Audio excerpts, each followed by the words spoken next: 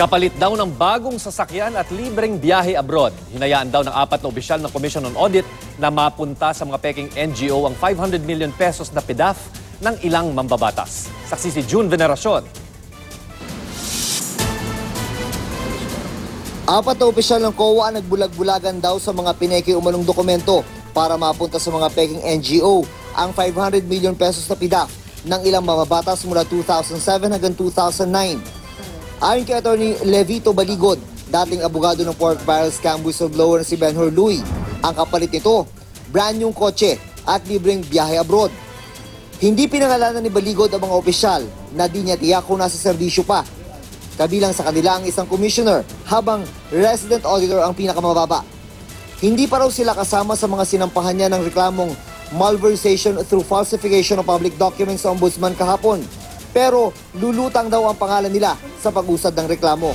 Hindi lang nagbulag-bulagan ang ilang opisyal ng COA, yung opisyal pa ng COA ang nagturo kung paano doktorin yung mga dokumento na yan para lamang maliquidate yung pondo. Isa raw sa kanyang mga testigo ang mismong bumili ng sasakyan na ibinigay sa hindi pinangalanang opisyal ng COA.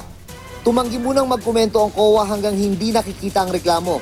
Nauna nang indireklamo ni Baligod sa panibagong 500 million peso PDAF scam ang 3 kasalukuyan at dating senador, sina Edgardo Angara, Bong Revilla Jr. at Juan Ponce Enrile. Wala pang tugon sina Angara at Revilla. I'm going to meet them in the proper forum. Inireklamo rin ang 17 dati at kasalukuyang congressman na sina Prospero Nograles, Joseph Santiago, Roberto Cajes, Florencio Miraflores, Neil Tubas, Caro Lopez, Edgar San Luis, Arturo Robes, Joel Villanueva, Rodolfo Antonino, Rino Lim, Julio Ledesma IV, Evita Arago, Rachel Arenas, Alfonso Umali, Al Francis Bichara at Marina Clarete. Pinangalanan din niya ang 15 operator ng mga peking NGO kung saan napunta ang PDAF ng mga mambabatas. Wala pang tugon ang karamihan sa mga nabanggit. Sabi naman ni Villanueva, pineke ang mga dokumento. Hindi ko alam kung ito'y may kinalaman sa politika o sa darating na halalan, ngunit patuloy pong masasabing buo ang aking loob na harapin po ito. Si Lopez naman iginiit na inosente siya at kaya niyang patunayan sa korte.